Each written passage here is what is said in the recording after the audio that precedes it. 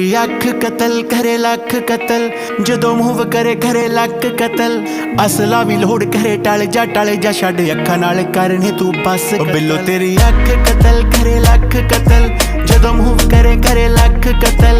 असला भी लोड़ करे टल जा